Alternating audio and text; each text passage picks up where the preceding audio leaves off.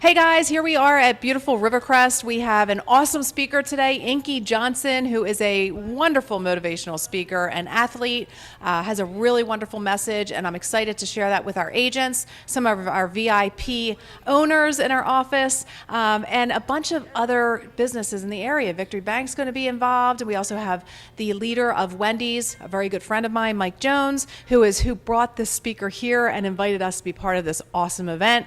I'm really excited to be sharing this with my top guys at the office, and I can't wait to hear what everybody gets out of it, and you'll be able to watch a snippet of it too. So if you keep an eye out, you'll be able to get to watch the video. So let me know what your thoughts are. If you have any questions you want me to ask Inky, send them my way. Thanks, guys.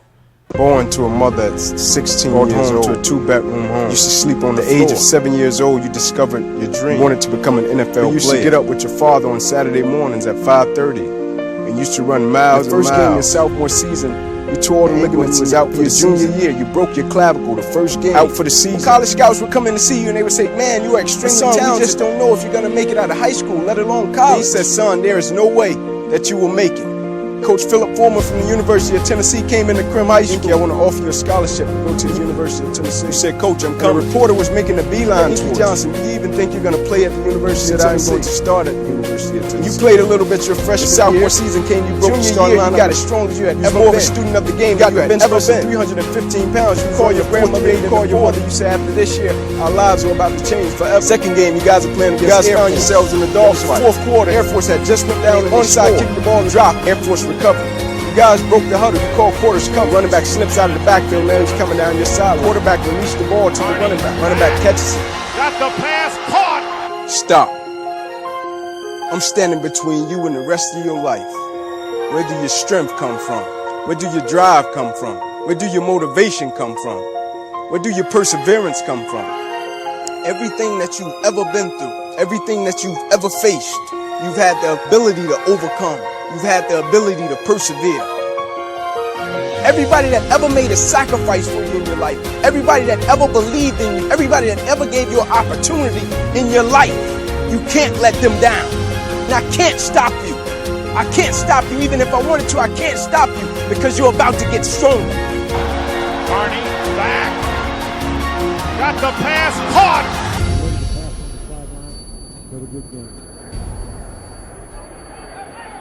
Well, we got a Tennessee player. It's Inky Johnson who's down. People ask you all the time if you can go back to September 9th, 2006, that game against the Air Force, and you can stop that moment, or you can not play in that game, or you knew this situation was about to happen, would you change it? I can't stop this moment because of the people that believed in you and the people that sacrificed so much for you, and the people that saw something in you when you couldn't see it in yourself. To your grandmother, to your mother, to your mentor, to your father, to your family members, to your friends, to the people that looked to you and were inspired and were encouraged and were motivated. You had overcame so much. And by doing that, it gave so many other people strength. So I don't want you to deal with the disappointment of thinking that you disappointed them because your dream has left. I can't change it because of what's about to happen. But even if I could, I wouldn't.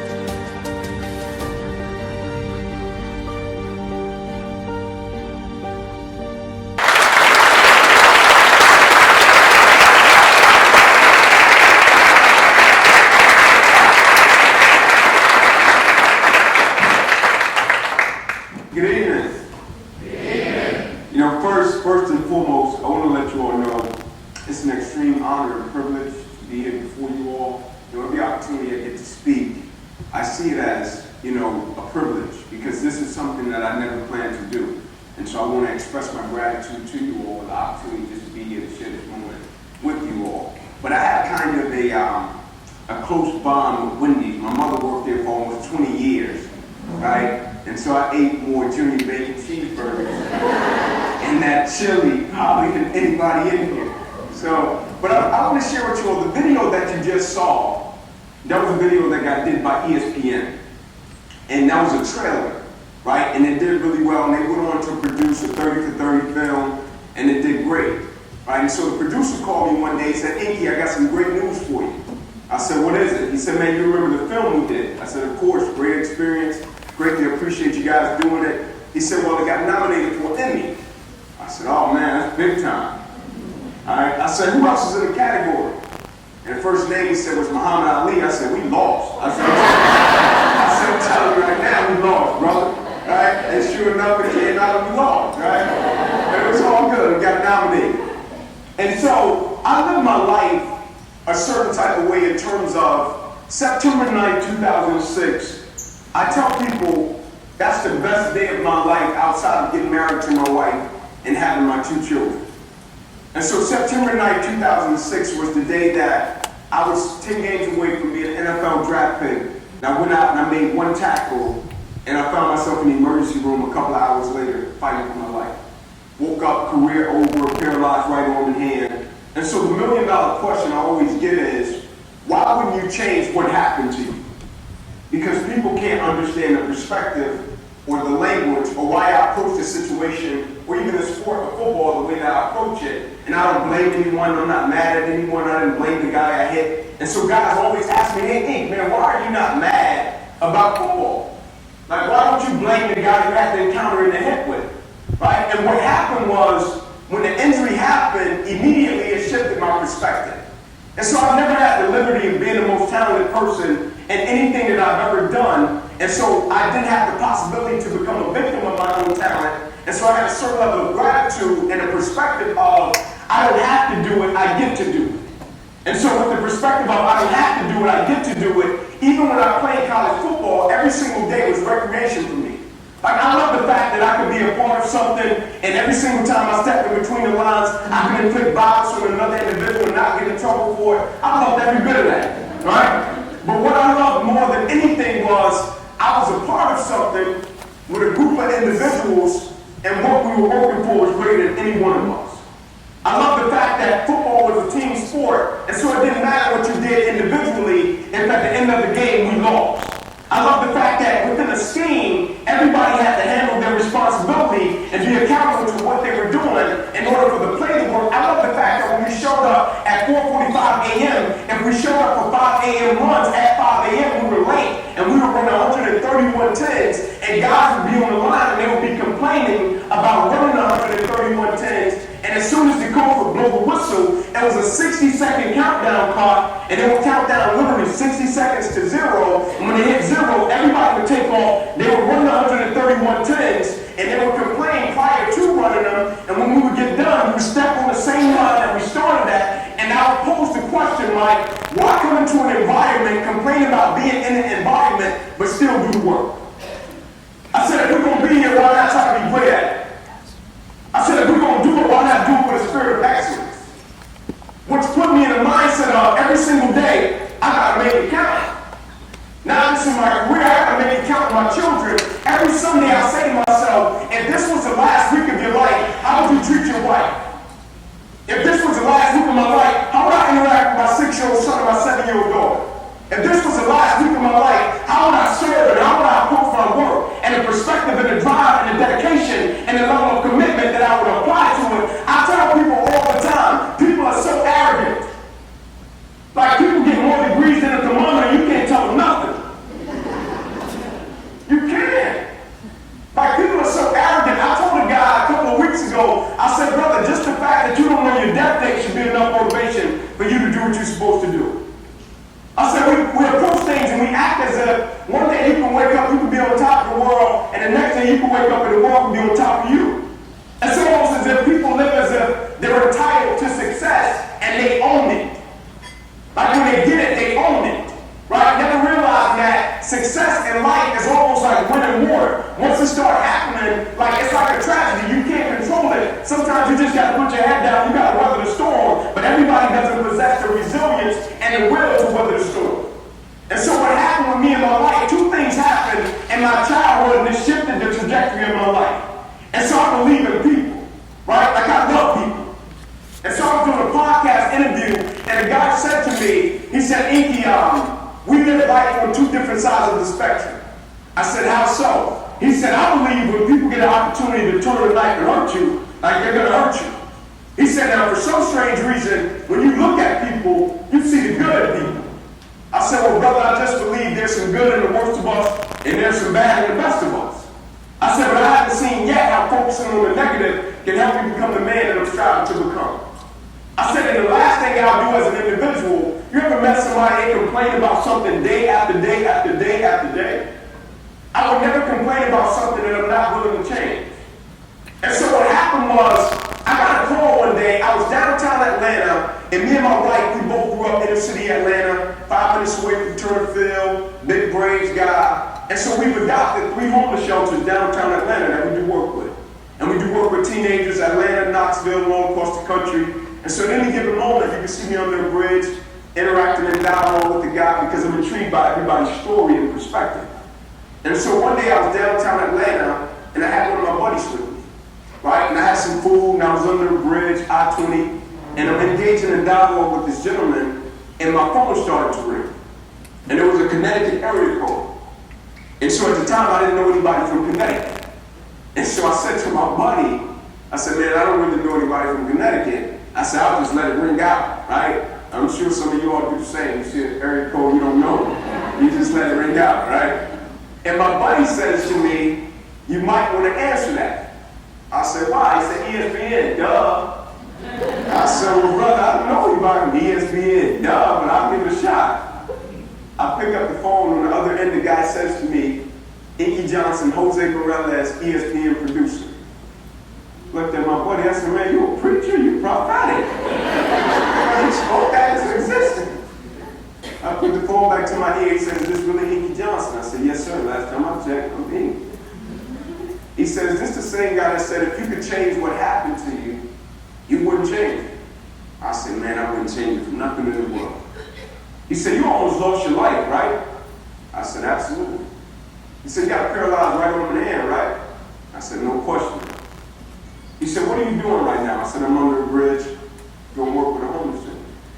He said, so you mean to tell me you projected draft pick, you could change positions today, be in the NFL, making millions of dollars as a cornerback, you wouldn't change that? I said, I wouldn't change it for nothing in the world. He said, I'm coming to see you. I said, come on, man, I'm in Atlanta. He said, no, I don't want to see you in Atlanta. I want to see you in Neyland Stadium on the exact yard line where you make the tackle, and I want you to tell me that. And so what you're watching on the film transpire is me standing in the exact same position while I made the tackle on the guy, but I'm speaking to my younger self and telling my younger self why I wouldn't stop the opposition, adversity, and the challenge, even if I could, because of what the opposition, adversity, and the challenge is going to go on to produce. And so when I meet with him in the stadium, big production crew comes in, we go over to the spot, we're talking, and we walk off, me and this guy. And so we start doing small talk, and he says to me, Inky, I work at ESPN, and so we're not here because of your story. I said, great, why are you here then?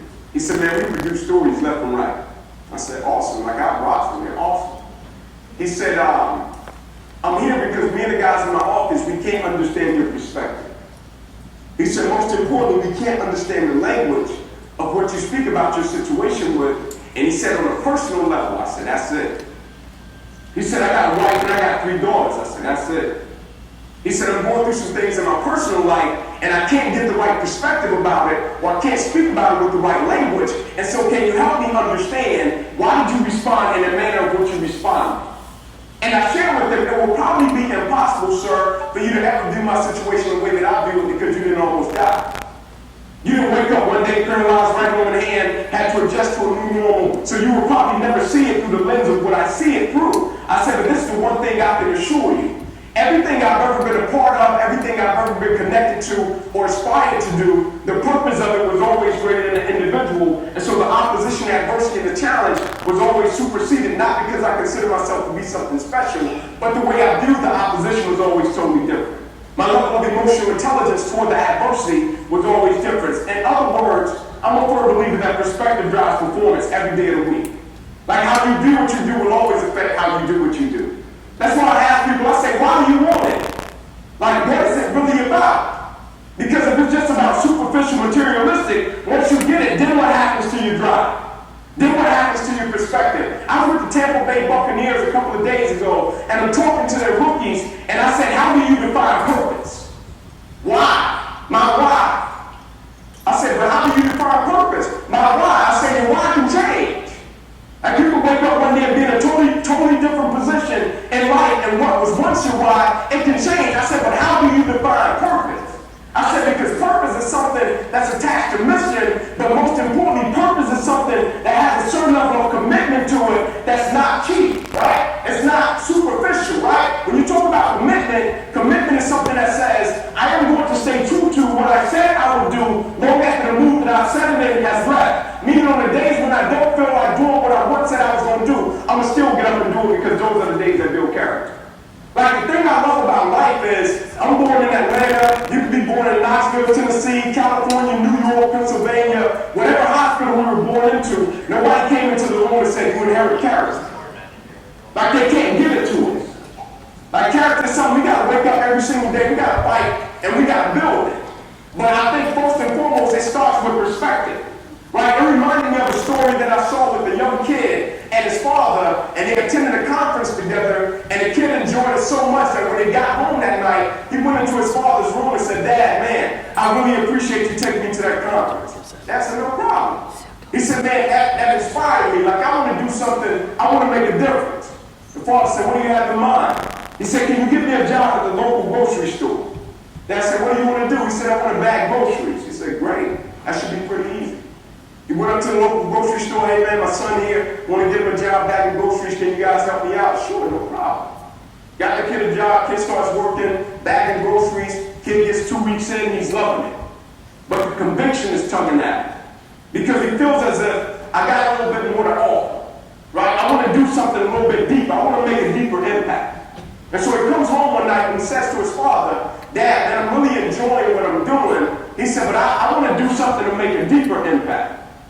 Father said, well, when you bag their groceries, just wave at them and tell them to have a good day, that's your work. The son was like, no. Father said, what do you have in mind? He said, I want to write note cards. He said, can you help me make copies? Father said, sure, man, I got you back, whatever you need. Son starts doing note cards, and people in the line, he would put them in their bags as they're going throughout the line. And one day the manager came in the store, he went upstairs to the team members. He said, hey, man, why is everybody in line 8 in this little kid's line? He said, get on the intercom, tell them we got line 7, line 6, and line 5 open. They got on the intercom, hey guys, you see everybody's in 8. I want y'all to know we got 7, we got 6, and we got 5 open. Nobody moved. He said, go down to the floor and tell them. They ran down to the floor, hey guys, we see all the little Johnnies, I call them Johnny Bag. You see all the little Johnnies on, I want y'all to know we got 7, 6, and 5 open. The people responded, we know. They said, we want to stay little Johnnies now. We want to get little Johnny's word of the day. They said it got so crazy, people started getting a stoplight away from the store. They didn't even need groceries. They would come into the store, get a loaf of bread, and be in line calling people like, man, you got to come and get this little kid Johnny's note card. Right? But the thing that blew my mind about it was, here you had this kid that drove business to an institution and it wasn't based upon a business strategy. It was based upon a connection with people. Right? Like even in sports, every single year, if you follow college football at some level, or even NFL football at some level, the two teams that you constantly see is University of Alabama, college sports, or you see the Patriots. In the NFL, no matter how much people hate them, you always see them playing for the championship. And so me being a former collegiate athlete, the thing that blew my mind was, I went back and I studied Nick Saban, and I studied his coaching tree. I'm like, man, he got coaches in the SEC, he got coaches all around college sports. I'm like, man, the thing that's crazy is, they were on his staff, they had the same playbook that he had. They had the same terminology that he had. They had the same schemes that he had. They had the same routines that he had. So basically they had access to everything that he once had, but none of his former coaches has ever beaten him. And it's like 30 of them. I'm like, nobody can beat it? And what it brought me to was, he has a connection with the people that the other coaches don't have. Like there's a certain level of belief with being attached to him because, like, I've spoken there for the past 4 years, and I'm telling you, from the guy that picks me up at the airport to the guy that takes me to my hotel room, like everybody operates as if they're about to lose their job. Like everybody's on edge and they're doing things in such a way to where it's an intense pressure, but it's a certain level of excellence that's attached to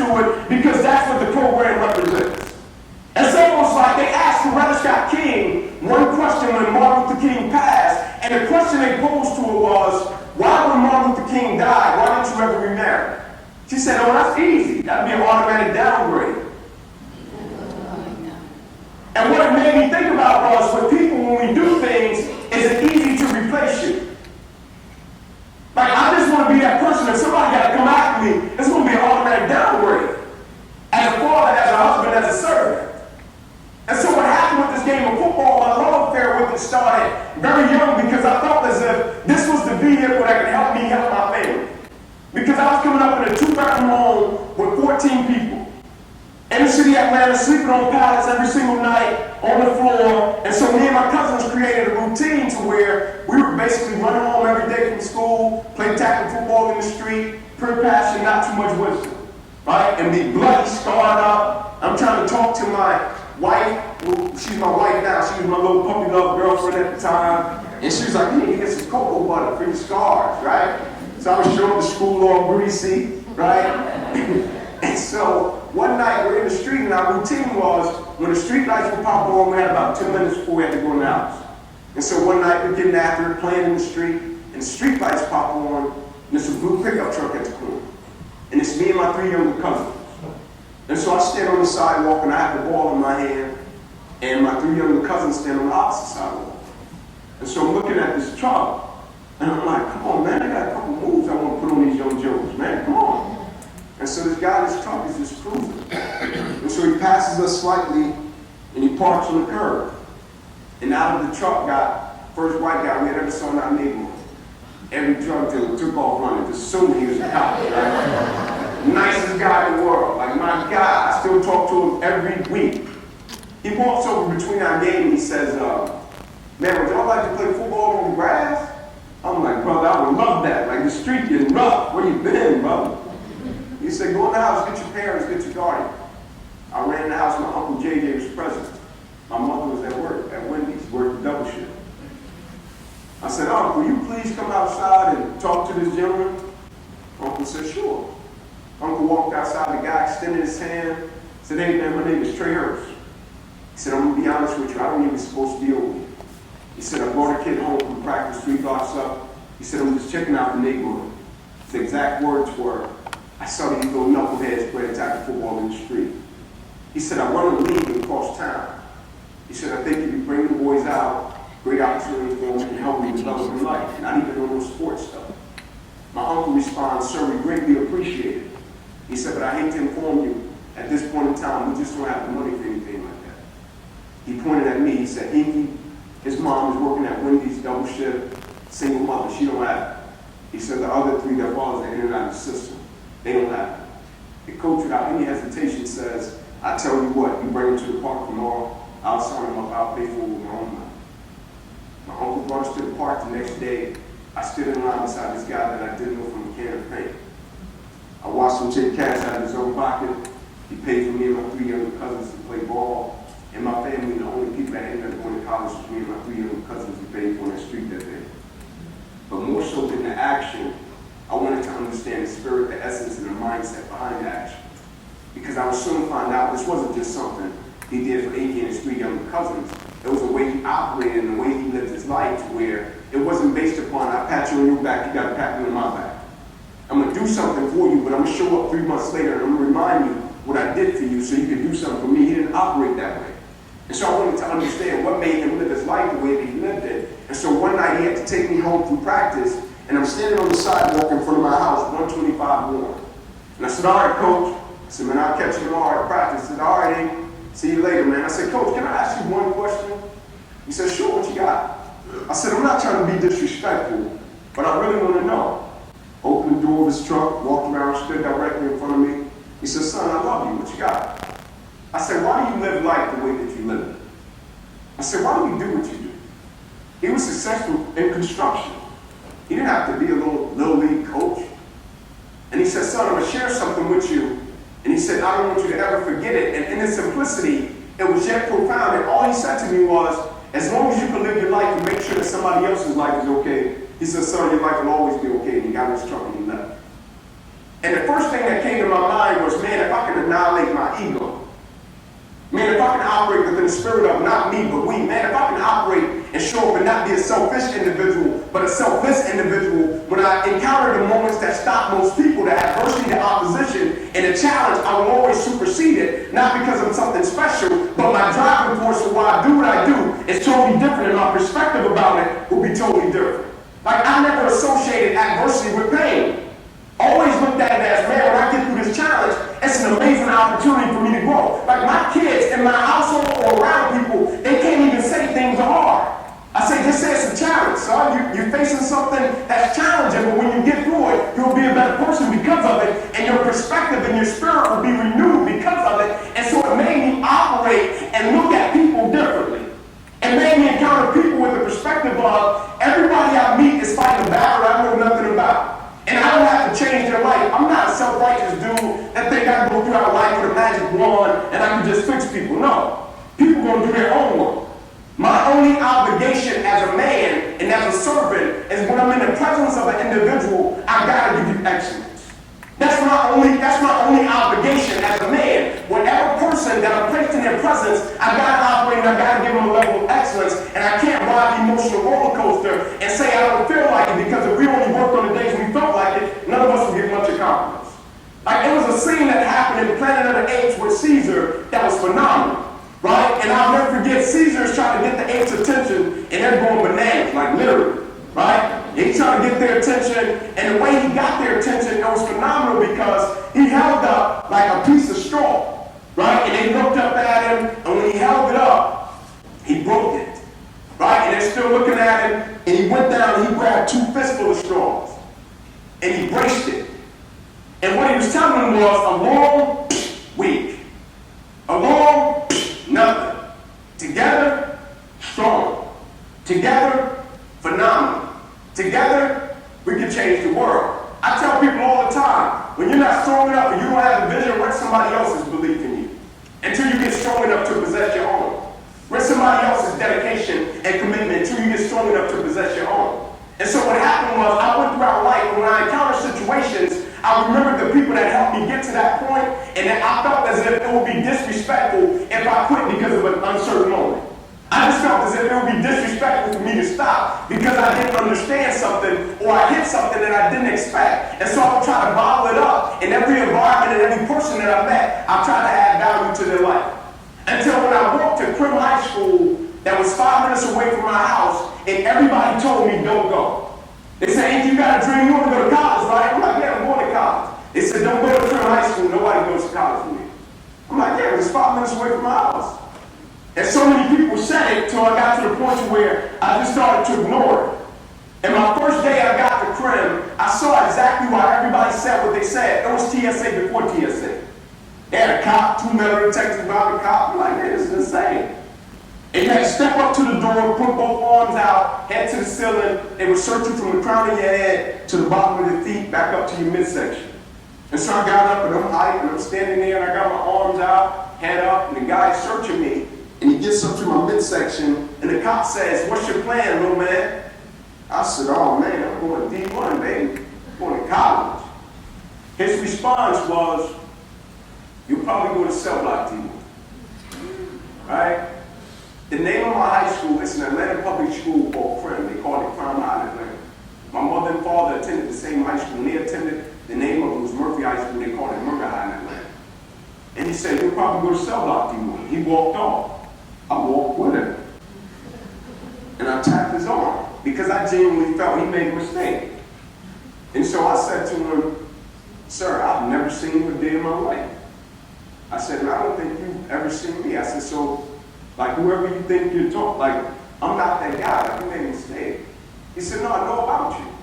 I said, really? He said, yeah, you had 2 uncles come here. I said, yes, sir. He said, they can play ball kind of like you, right? No athlete.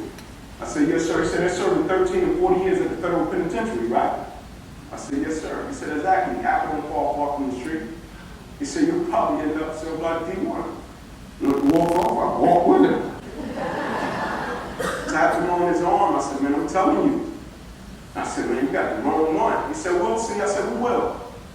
My senior year, when I got my scholarship to play football at Tennessee, first person I went to see was that cop in the lunchroom. I went in and slid my paper across the table to him. He stood up. He said, I want to ask you one question. How did you do it? He said, you thought when I said that to you, I was trying to break you. He said, don't get it twisted. He said, I've been serving at the school before you got here. I'm going to be serving after you leave. He said, I said that to you because so many people say it, like the language is so familiar. I just wanted to see when I said it to you, would you retreat and say, you know what, you're probably right, or will you walk with me and be willing to fight for what you said you wanted? Like the thing that's amazing to me is when a person say they want something, more times than not, all it takes is for situations, circumstances, or a person to say something to them, and the words that they once spoke mean nothing to them. Like I was with the New York Knicks, I said, man, what happened? Phil Jackson. I said, Phil Jackson not here no more. Jeff Hornacek, I said, he's not here no more. I said, have you forgot? They said, forgot what? You get paid $100 million to shoot a basketball. I said, oh, you let the politics take your passion. I said, it was that cheap. Like all it took was for the triangle offense not to work, and the individual that you once was, you didn't get what you wanted, and so now you gotta operate within an atmosphere of, you gotta get everything that you want for you to be the individual that you once was. In order for you to be elite, everything has to line up in order for you to be elite. That's not elite. That's a fantasy. That's false. Like an elite individual, a champion, adjusts to everything that's thrown at him. I said, you gotta have everything work in your favor for you to be the individual that you once was. And so what happened with me, I said to him, man, you thought I was trying to go to college? I said, I wanted to change the perception of the whole school. I wanted when people spoke about it, they spoke about it a certain way. Because I was a part, I believe when people are a part of an organization, a school, a program, whatever the case may be, I believe as a result of their presence, it's supposed to be made better when they leave. That's just my crazy belief. Like, I believe a person is supposed to operate within the spirit. Everything they've been blessed to be able to do, it should increase because of their presence. I want when the principal greeted parents for them to say, hey, you know the kid Inky Johnson that's out in the world doing some good? He's a product of critical. I said, I wasn't just trying to go to college. I wanted to break a generational curse in my family. Nobody in my family has been to college. I wanted to change the perception of the whole school. And so when I got to Tennessee, I got to be honest with you, Tennessee was a cakewalk for me. I'm like, man, y'all get 5 pair of cleats? Y'all get steak, shrimp, and spaghetti? I'm like, I missed meals when I was a kid. They're like, Inky, man, I'm about to show you a great time. I'm like, listen, brother, you don't even have to spend the university's money. I'm coming. They're like, no, but have you been to a sorority party before? I'm like, no, I've never been. It's like, we're going tonight. I'm like, oh, okay. I said, do you mind taking me to the Marriott, to my room? I said, yeah, we'll take you out. That's a change. And so we pull up to the Marriott, and I'm getting out of the car. And as I'm getting out, I say to my guy, I said, all right, man, I'll see you tomorrow. He said, man, what's wrong with you? I told you you gotta go to the sorority party. He said, are you sick? I said, no, man, I'm not sick. I said, brother, this is the first time I've slept in a bed by myself, and this is king size at that. I said, so bump that sorority party. I'm on bed. I said, I was calling my boys back to Kirkwood, like, man, y'all gotta go to college. I'm like, get your own king size bed. All that stuff on the floor, right? And so the next day I meet with my advisor, they said, what's your plan? I said, my plan is graduate 3 years and go to the NFL. They said, we're looking at your test scores, Inky, you didn't just knock them out. I said, yeah, but I really need to help my family. They said, okay, we'll see. And so coming into my 3rd year watching film on the California Bears, I'm sitting there with the clicker kind of like this, and I'm going through plays, and my coach comes in, a guy by the name of Larry Slade, great man. He says, Inky, man, I got some great news for you. I said, what you got, coach? He said, man, can you believe you're on track to graduate in 3 years? I said, man, that's awesome. I said, I don't know how it happened, but it's awesome. He hands me a piece of paper at the top of that NFL. Below that had projected top 30 draft pick. In other words, projected 1st round draft pick. Automatic multi-millionaire. You can leave after your next 10 football games. I ran out of the room. I called my mother and my grandmother on a 3-way. They picked up. I said, listen, after this season, I said, we'll never struggle again. I said, our lives are about to change. And little did I know our lives were really about to change. We came out, first game, we got the victory. I got nominated Defensive Player of the Week, SEC. Everything was off to a great start. Second game, playing against Air Force. 2 minutes left in the game. Game's basically over. Their quarterback drops back, 4th quarter. He throws the ball to a guy on their team. I'm going to make the tackle. And as soon as I make contact with the guy, as soon as I hit him, it seemed as if every breath in my body left. My body went completely limp. I fell to the ground, I blacked out. It never happened to me before. When my eyes opened, my teammates ran over to me and said, "Hey, get up, let's rock, let's go." I said, "I can't."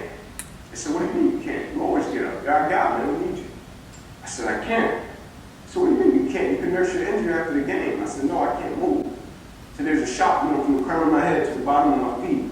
I can't feel anything. The shock eventually left and it stayed in my right arm and hand. He brought the spine board out, put me on the spine board, they're wheeling me off the field. When we get beside the ambulance, and my father's standing there. And I said to my father, I said, "Pops, I got him, right? I put it on him, right?" He said, "Yeah, son, I think you got the worst part of this one." He rolled me up in the ambulance. Doctor said, "We'll take you over, run a couple tests. As football things happen, we're sure you'll be fine." They take me over, they run their tests, they bring me back into a room. My mother came in. She kissed me, said a prayer, cracked a joke, says, "Inky, it's football, things happen, sure you'll be good." And my mother is walking out, and I'm watching my mother walk out, and the head doctor comes running from the opposite side, and I'll never forget this guy screaming, Guys, get in here, we gotta rush this kid back to emergency surgery. He's about to die." And I'm looking at him, and I'm like, "Man, can you use another word? Like, use a synonym, brother, like die? Like die? It's like, "Yeah, die." I'm like, "What happened?" So you ruptured your subclavian artery in your chest, you're bleeding internally. He said, "We gotta rush you back, take the main vein out of your left leg, plug it into your chest in order to save your life." And he said, "Well, I guarantee you, you won't be here in a month." I said, "Let's go." And the next morning I woke up, people were coming into my room saying, "Inky, we're sorry about what happened to you. Ink, man, like you deserve NFL, man, it shouldn't have happened to you." And have you ever been through something to where the situation holds such a level of conviction that it makes you question yourself? And I'm sitting there, and in my moment of supposedly grief, I'm like, "Man, was that all you wanted? Like you just wanted an NFL contract? Like you were that shallow? Like you just thought once you got a couple of million, like everything was gonna be hunky-dory. Like that's all you wanted? Like no substance, no value. Like you were efficient, but you weren't effective. That's all you wanted." I'm like, think about how many opportunities you missed to make an impact on somebody's life, because anything that operated outside of the sphere of what you were trying to get and where you were trying to get to, you didn't give it much attention. That's all you wanted. Like it reminded me of an incident I had on a plane when I was headed to Dallas to a speaking engagement, and I'm sitting there and I'm dozing in and off in my seat. And a lady comes to me and she shakes my shoulder and she says, "Mr. Johnson, I'm a physician." She said, "I really need to switch seats with you. There's something going on." I said, "Yes, ma'am, where's your seat?" She points me to her seat, I'm going back, and as I'm taking my seat, the pilot comes over the intercom, and the pilot says, "I'm sure you guys are aware of what's going on." I'm like, "Man, we're about to go down. Like, did she just trick me?" Right? Then he follows it up with, "There's a gentleman having a heart attack." Everybody on the plane was like, "Whoa." Then he says, "We have to make an emergency landing." And people were like, "No. Like, I gotta." And I was like, "Whoa." And somewhere in the back of my mind, I got it. I'm like, man, people probably been away from their children. Like, people got meetings, people got things to do, people to see, places to be. I said, I got it. I said, but man, is that what we've got to where destination has become more important in human life? To where goal, a dream, or aspiration has become more important in human life? I live in a world where people are so busy. Like, a person can literally speak to you, and by the time you reply, they've already walked off. Like, a person can literally ask you a question, and they're asking you the question with the intent to reply, and not even the intent to understand. Like, everybody wants something. Everybody's trying to get somewhere. Like, I told a kid 2 weeks ago, I said, man, you're brilliant. I said, you got it, bro. You got all the tools. You're passionate. You're smart. Like, you got it. I said, you told me everything about your business, how it's going to work, how you're going to do it, how you're going to crush it. I said, but you haven't answered one question. What are you going to do when you don't get what you want? I said, my only challenge is this. You're so ambitious that you run the possibility of getting blinded by your own ambition. I said, you got to be careful when you're reaching for the star that everybody you love don't get burned up by the heat. I said, because the worst thing in the world is to become a public success, but behind closed doors you're a private failure. You don't give the same energy and passion, dedication and commitment to every aspect of your life that's important. But to your career, you'll crush it. But what good is it if we just give it to one aspect of our life and we can't give it to the things that really matter? me dominated. Like I told the guy, I said, brother, you're not that important. He said, what do you mean? I said, you're not that important to where you can say something to me or do something to me and it can affect the way that I operate and do what I do. I said, and my wife, she's that important. She can say something to me and mess me up a whole month. Right? I said, but you're not that important. An environment, a situation, a circumstance, it's not that important to where it just threw me off of my mission and my purpose and why I do what I do. Like, I don't claim to know a lot, but this one thing I do know holds to be true. And in life, people don't burn out because of what they do. People burn out because life makes them forget why they do it. Like, they can be operating, killing it, and then a spouse gets sick, but they've been so successful that they really haven't done the work. And so in life, you can never get what you don't possess. In other words, when life asks us to take it up a notch, if we don't got it, we just don't got it. Like, the greatest thing that happened to me was, after my injury, they placed me in a 2-year process. From Atlanta, Knoxville, to Rochester, Minnesota, to the Mayo Clinic. And so I got a brachial plexus avulsion, right, with a subclavian artery that ruptured. And so when you got a brachial plexus avulsion, it's not like an ACL or MCL. They can't give you a 3-month, 9-month, 6-month. They can't tell you, okay, Inky, at this phase, this is going to happen. With the brachial plexus, it's basically a situation to where even the doctors can't give you an outcome. And so what happened at the point of contact, when I went to hit the guy, at the last minute he flinched. And when he flinched, his helmet hit me between my shoulder and my neck. And so it sent my neck one way, sent my shoulder the opposite way. It ruptured my artery immediately, and it tore the nerves from my brachial plexus. Brachial plexus, nerve roots that control shoulder, arm, hand. And so whenever you get ready to dance, you throw it up, that's brachial plexus. You get ready to throw a punch, that's brachial plexus. You get ready to shoot a bird, that's brachial plexus. Right? All that's brachial plexus. And so immediately when I ruptured them, they can't be replugged. And so now you have to go through different surgeries and nerve grafts, and they'll tell you, we'll just see what happens. And so they order you basically every piece of equipment on the face of this planet. And they tell you, in this process, we're not promising you anything. However you feel and however you treat this process, that's going to be the process. And so now I was placed in a situation to where I couldn't be solution, results, or outcome focused. I couldn't show up and say, well, I know in 3 months if I do this, I'll get this. I have to learn to dominate the moment. And so they would give me equipment, and some days I would show up and I would work like this equipment called an arm skateboard. They would strap my arm to it and they would have me blowing in balloons, right? And I'm working it and I would get up off the table and I would say, man, are you seeing anything? And they're like, nope. And we got toward the end of the 2-year process, and one of the PTs in the room, I jumped up off the table like I usually do. I'm positive, right? I go over to him, I'm like, man, JD, are you seeing anything? And he walked off. And so I run, I grab his shoulder, I'm like, JD, what's up, man? Like, you're my guy. And when I turned him around, he was crying. And he said, Inky, I hate to tell you, but man, you'll probably never be able to use that arm and that hand another day for the rest of your life. I said, physically, JD. He said, physically? I said, yeah, man, my right hook, gone. I said, that right jab I used to have, it's gone. I said, but JD, every day of my life, for the rest of my life, I will use this on how I live my life because I would never allow a situation or a circumstance to define my life. What I was telling him was, JD, every day of my life, there it is, it froze. Every day of my life, it was coming, we're all good. Every day of my life, with everything that I do and every environment that I go into, I'm going to add value and I'm going to let this arm stop that. Right? If I live my life in a right manner, I'll make people think about why does he live his life the way that he lives it, and why does he possess the spirit and the mindset that he possesses. That's why I said I don't have to change anybody's life. I just got to possess excellence. Right? When I play football, I just have to possess excellence to make an individual think about, man, why is he going at it the way that he's going at it? Why is he living his life the way that he's living it? Why does he possess the mentality that says, I don't have to, I get to, and looks at things as a privilege? In life, many are called, few are chosen. Like, everybody can't do what everybody does. And what I mean by that is, in the capacity that we've been blessed to serve, we should do it in such a way to where every single day we come into the environment, we bring it. Like, life itself is a gift. Like, the crazy thing about life is, because I had an NDE, near-death experience, I look at life totally different. Like, I'm cognizant of the fact that somebody woke up this morning and they're not going to see tonight. When my injury first happened, you know one of the hardest things for me?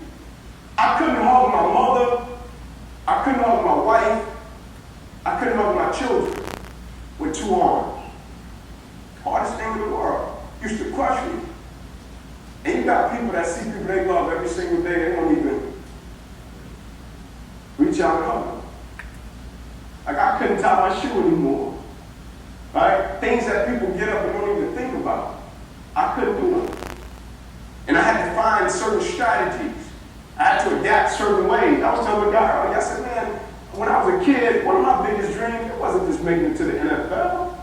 I used to go by a pool on the other side of the tracks in my neighborhood, and I used to just stand on the fence, and I would watch like a father or a man when he would grab a kid, and he would throw him up in the pool, kid would laugh crazy, he would catch him, kid be splashing water. I'd be like, man, I can't wait until I get a family and I can do that with my children. And immediately, when this happened, I can't throw my son up. I can't throw my daughter up. But I can lead by example. I can serve. I still can get in the pool with them. Right? I still can do things in such a way to where I can go out, I can adapt, and I still can teach them. What I'm saying is, with the things that we've been blessed to be able to do, I just want one thing from you. Never take what you do for granted. Like, I want to share a story with you all that happened with me and my family this past Christmas. We were out, hanging out, doing a little Christmas shopping. Well, my wife was shopping. I was just burning time, right? And so I had my head down, and I'm just walking, and I walk up on some mini four-wheelers, right? And so I get semi-excited, right? So I see them, I'm like, oh man, these are cool. So immediately, I look up at my wife for the confirmation. And she's like, no. I'm like, oh. I'm like, let me get one for our son. She's like, no, they're dangerous. I said, well, let me get 2 for our son and our daughter. She's like, nope, your arm's already hurt, you chill out. I'm like, man, I gotta walk around the store, I gotta get her a purse, maybe she'll give in.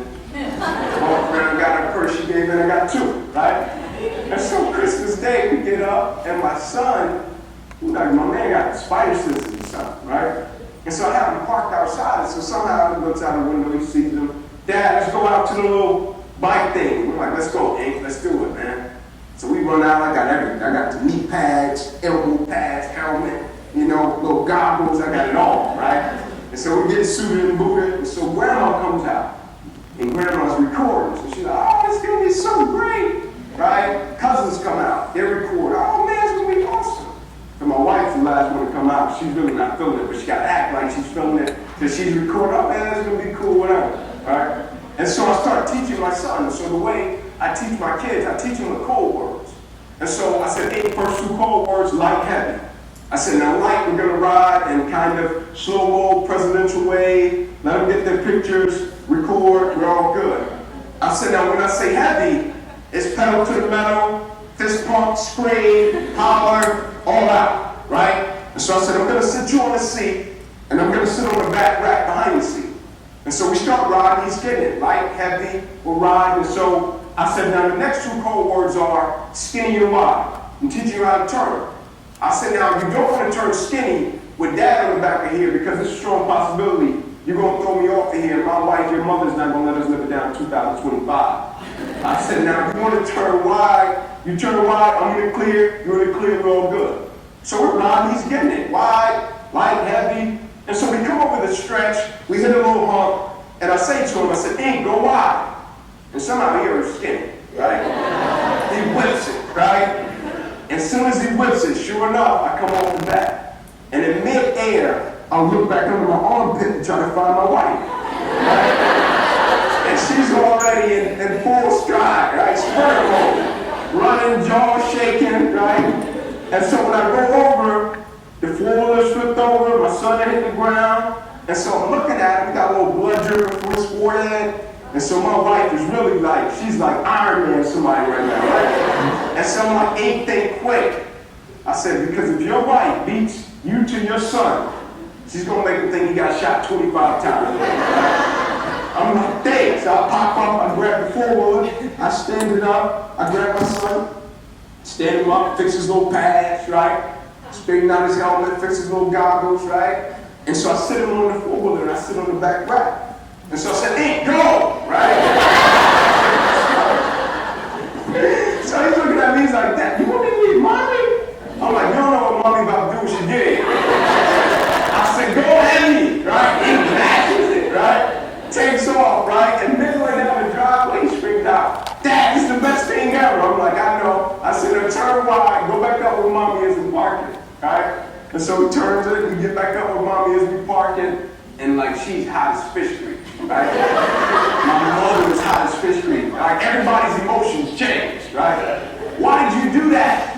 Like why he's bleeding? Like look at you, like why did you do that? Right? And I told them the reason I did it was because if we didn't attack opposition and adversity in that moment, it would have paralyzed him for the rest of his life. Not physically, right? But from a perspective standpoint. Every time he would have faced it or felt something of that magnitude, he never would have wanted to feel it again. I said, you missed the lesson. I said, the lesson wasn't the four-wheeler or my wife. The lesson was me teaching my son, when life knocks your butt down, I need you to get up and I need you to go after you. The lesson was when uncertainty creeps in, I need you to attack uncertainty and I need you to go after you. The lesson was when something hits you that you didn't expect to hit you, I need you to get back up, attack the very thing that hit you, and I need you to go after you on it. That was just, I just want you to go happy, not in your careers, but in every aspect of your life. I just want you when you get hit, you get back up, you get back up.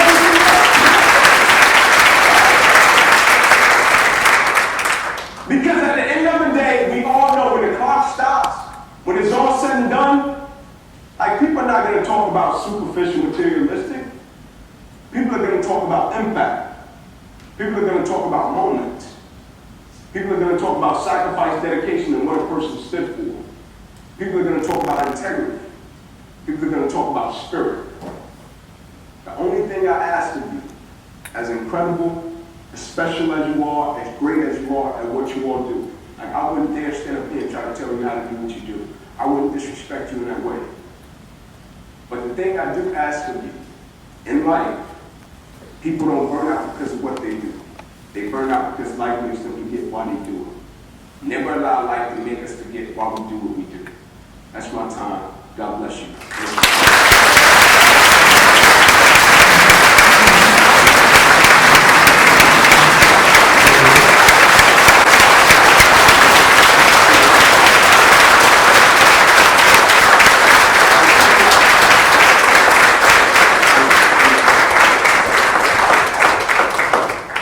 We're going to open up the floor for some Q&A. Got some time, so you can ask me any question you like. Tennessee football, a bit of a sensitive subject, but you can still fire away. We've been in the valley lately, but no, I'm joking. You can ask me anything you like. Earlier, we were speaking about, like when my injury first happened, how people came around me and they were trying to create excuses for me, right? Because the individual's mind, like the brain goes to a space to where I don't think the brain wants to feel pain. And so it tries to figure out different ways to accommodate, and everybody's brain is working like that. And so people came to me, they're like, Inky, man, like you deserve to make it, this shouldn't have happened to you. Like go back to Atlanta, take 2 semesters off. Like just go chill out. I'm like, for what? I'm like, for what? Like the only thing that saved me was, I only knew one way. Like I didn't know how to make excuses. I was never that talented to make excuses. I believe some people are so talented, so smart, can do what they do so well, that they run the possibility and sooner or later they become a victim of their talent. Because they can do it so well to where the things that got them to where they are, like they stop doing it or stop practicing it because they feel as if, oh, I can do that at the last minute. And sooner or later, they face something and they don't possess the resiliency that they once possessed because they're not living with that edge and that spirit and that mindset anymore. And so like when people were creating excuses for me, I didn't entertain it because I didn't know how. Like I didn't know how to say, okay, man, I really need to go back. I'm like, for what? I said, man, I came here and I said I was going to get a degree. And because an injury happened, like that didn't allow the space for me to say, I got injured, now I need to go back home and not get my degree. Like most people have contracts for the work they do. Most guys get NFL contracts. I got a life contract. Like, and in my life contract, it didn't say when you feel pain, quit. And the same when uncertainty happened, you quit. You got the right to stop. No, that wasn't in my life contract. My life contract said you will complete such and such in spite of. My life contract says this too shall pass. My life contract says what you aspire to become will always be more important than what you aspire to get. And so when the excuses came and the people that thought like that, I'm like, man, I don't even know how to entertain it or adjust to that mindset. All right, the process of elimination of life happened. Right? I believe when you level up to such a level, either people are going to accommodate you and come up to it, or people are going to say, man, I'm not trying to be that disciplined, I'm not trying to go that hard, and they're going to fall by the wayside. Thank you for your question. oh my gosh, we just left Inky Johnson, and it was amazing. From the first moment that Terese sent the link and I watched the video, I was hooked, and we were just so amazed and so grateful to meet him and be able to talk to him. And we got a picture with him, and I would watch him over and over again. Inspirational, very inspirational. You either take what God gives you and you run with it, or you falter. Amazing. I mean, he's just amazing. You either just, let it get you, or you'd be strong, and he keeps going. And I got a hug too. Bye. We just had an opportunity to hear Inky Johnson speak. Phenomenal. I want to thank Terese for giving us a privilege of just taking an hour out of our week to be inspired. Here's the good news. Rizzo was able to record this. We got permission from Inky to get a recording, so if you were not able to be here today, you'll have an opportunity to watch it somewhere in the privacy of your own homes, likely. So stay tuned. Very emotional, very motivating, and very inspiring. So thank you to Terese, whoever was involved to bring him here. That was a beautiful, beautiful event. Thank you. Thank you. Inky Johnson, what an inspiration! Such great speaker, just motivational, very He makes great. us want to be a better person. Yes, definitely. Truly. He is amazing. Amazing story. Awesome. Thanks. Bye. So guys, it is over. We just had the most inspiring story by Inky Johnson, sharing his experiences and, gosh, life lessons. It was really, really great. So watch the video, get the messages, because you know what? It moved me. I know it moved everybody in that room, and I wish you were all here. And it was just one of those things where you have to experience it, but it's a wrap. It was a great night. It was just an amazing experience, and I wish you were all here, but you get to watch it. So thanks.